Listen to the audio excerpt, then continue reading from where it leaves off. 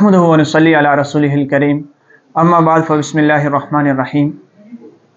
तीसरे पारे की इब्तिदा में अल्लाह रब्बुल इज़्ज़त ने अंबिया का तज़किरा किया कि जिस तरह अंबिया कराम तमाम उम्मतों से अफजल हैं, इसी तरह अंबिया कराम के अंदर भी अल्लाह ताला ने बाज़ नबियों को बाज़ नबियों के ऊपर फजीलत दी है। इसके बाद कुरान मजीद की अफजल तरीन आयत यानी आयतुल कुर्सी है। आयतुल कुर्सी के अंदर अल्लाह रब्बुल इज़्ज़त ने अपनी सिफ़ात का तज़किरा किया। आयतुल कुर्सी के बहुत सारे फ़ज़ाइल हैं। आयतुल कुर्सी के फ़ज़ाइल में से एक फ़जीलत ये भी है कि जो आदमी हर फ़र्ज़ नमाज के बाद आयतुल कुर्सी का अहतमाम करता है, उसके और जन्नत के दरमियान सिर्फ मौत का फ़ासला है। इसके बाद हज़रत इब्राहीम अलैहिस्सलाम का नमरूद के साथ जो मुनाज़रा हुआ उसका ज़िक्र किया गया कि कैसे हज़रत इब्राहीम अलैहिस्सलाम ने दलील की क़ुव्वत से नमरूद को खामोश कर दिया और नमरूद फ़बूहितल्लज़ी कफ़र का मिस्ताक ठहरा। इसके बाद हज़रत उज़ैर अलैहिस्सलाम का तज़किरा है कि जब वो एक बस्ती के पास से गुज़र रहे थे तो उनके दिल में ये ख्वाहिश पैदा हुई कि अल्लाह रब्बुल इज़्ज़त मुझे ये दिखा दें कि कैसे अल्लाह मुर्दों को ज़िंदा करेगा।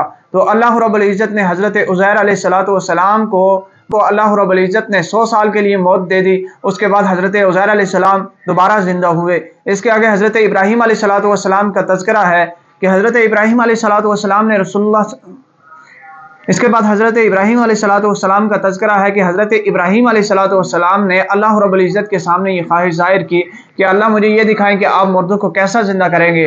अल्लाह रब्बुल इज़्ज़त ने फरमाया क्या आपको यकीन नहीं है? हज़रत इब्राहीम अलैहिस्सलाम ने फरमाया बिल्कुल मुझे यकीन है, लेकिन इत्मीनान क़ल्बी के लिए मैं देखना चाहता हूँ। तो अल्लाह रब्बुल इज़्ज़त ने उनसे फरमाया कि आप 4 परिंदों को अपने साथ मानूस कर लें, फिर उन चारों को ज़बह करके 4 अलग अलग पहाड़ों पे उनका गोश्त मिक्स करके फेंक दें, फिर उन्हें अपनी तरफ बुलाए। चनाचे इसी तरह हुआ जब हज़रत इब्राहीम अलैहिस्सलाम ने उन परिंदों को वापस बुलाया तो वो परिंदे ज़िंदा हो गए, वापस हज़रत इब्राहीम अलैहिस्सलाम की तरफ आए। इसके बाद इन्फ़ाक़ फ़ी सबीलिल्लाह को बयान किया गया कि जिस तरह एक किसान खेती के अंदर एक दाना डालता है तो अल्लाह रब्बुल इज़्ज़त उसके बदले में उसे सैकड़ों दाने अता फरमाते हैं।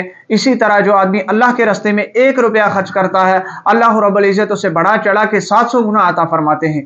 और इसके साथ ही सूद की हुर्मत का हुक्म हुआ कि कैसे अल्लाह रब्बुल इज़्ज़त ने बेशरा यानी खरीद और फरोख्त को तो हलाल कर दिया लेकिन सूद को हराम कर दिया। अब सूद की हुर्मत के बाद अगर कोई आदमी जानबूझ के सूदी मामलात करता है तो अल्लाह रब्बुल इज़्ज़त ने कुरान मजीद के अंदर 2 टोक ये फरमा दिया कि फ़अज़नु बिहर्बिम मिनल्लाहि व रसूलिही कि ऐसा आदमी अल्लाह और अल्लाह के रसूल के ख़िलाफ़ ऐलान जंग कर रहा है।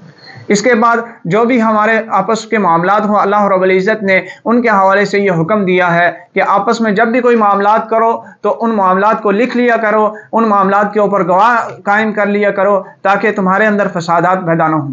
सूरह बकरा के आखिर पे अल्लाह रब्बुल इज़्ज़त ने हमें जामे और मुफीद तरीन दुआ सिखाई है कि अल्लाह के अहकाम की पाबंदी के अंदर जो हमसे गलती कोताही कमी पेशी हो गई है, कैसे अल्लाह रब्बुल इज़्ज़त से उसकी माफ़ी मांगनी है, उसकी मग़फ़िरत तलब करनी है।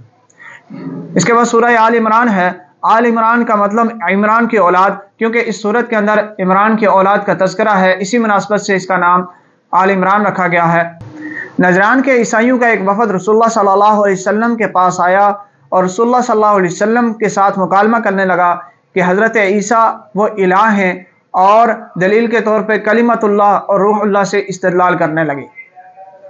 उन्होंने गुफ्तगू की तरतीब कुछ यूँ शुरू की कि उनके अंदर जो सबसे बड़ा शायर था, उन्होंने सबसे पहले उस शायर को खड़ा किया और रसूलुल्लाह सल्लल्लाहु अलैहि वसल्लम के सामने पेश किया।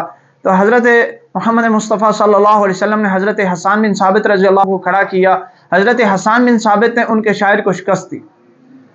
फिर उन ईसाइयों ने अपने सबसे बड़े ख़तीब को खड़ा किया तो आप सल्लल्लाहु अलैहि वसल्लम ने हज़रत साबित बिन कैस रज़ी अल्लाह तआला अन्हु को खड़ा किया। उनका ख़तीब भी शिकस्त खुर्दा होकर बैठ गया।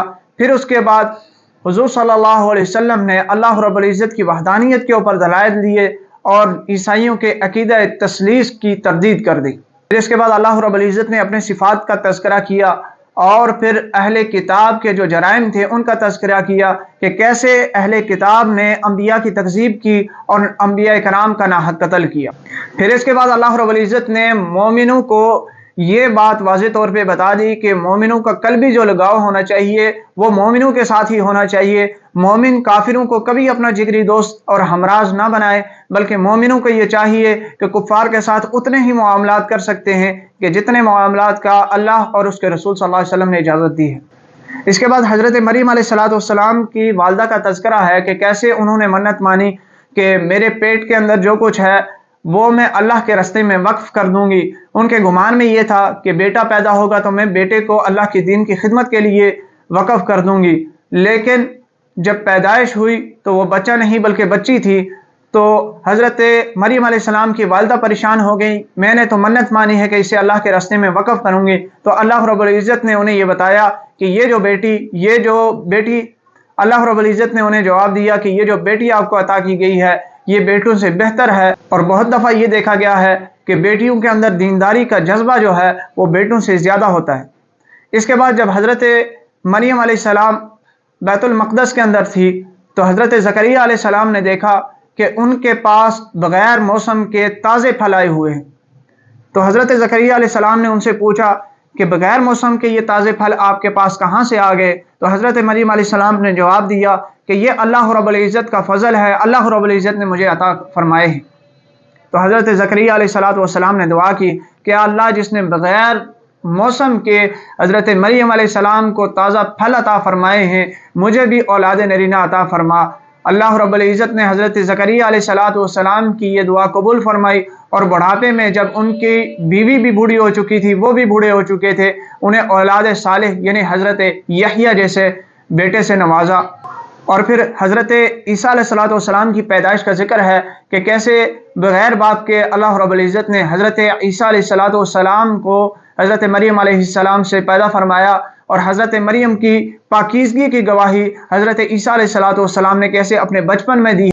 اور اس کے ساتھ ہی یہودیوں کے ایک عقیدے کی تردید بھی کی کہ یہود جو یہ دعویٰ کرتے ہیں کہ ہم نے حضرت عیسیٰ علیہ السلام کو قتل کر دیا ہے، صلیب پہ چڑھا دیا ہے، تو اللہ رب العزت نے یہ بات وضاحت کے ساتھ بتا دی کہ حضرت عیسیٰ علیہ السلام قتل نہیں ہوئے ہیں، بلکہ ان کو زندہ آسمانوں پہ اٹھایا گیا ہے۔ قرب قیامت میں وہ دوبارہ آپ صلی اللہ علیہ وسلم کے امتی بن کے آئیں گے اور زمین کو انصاف سے بھر دیں گے، اور وہ ایسا وقت ہوگا کہ دنیا کے اندر کوئی بھی کافر باقی نہیں رہے۔ پھر اس کے بعد نجران کے ان عیسائیوں کا تذکرہ ہے کہ جو دلائل میں بالکل عاجز آ گئے تھے، تو اللہ کے حکم سے رسول اللہ صلی اللہ علیہ وسلم نے انہیں مباہلے کا چیلنج دیا، مباہلے کی دعوت دی، تو نجران کے عیسائی خوفزدہ ہو گئے اور انہوں نے رسول اللہ صلی اللہ علیہ وسلم کے سامنے جزیہ پیش کر دیا، اور مباہلے سے وہ بھی عاجز ہو گئے۔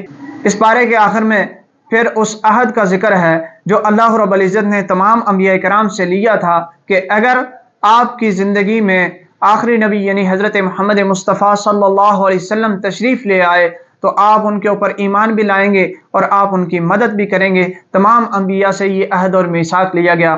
اللہ پاک جو کچھ کہا سنا اس پہ عمل کی توفیق عطا فرمائے، اور ہمیں حقیقی طور پہ ایمان کی معرفت نصیب فرمائے۔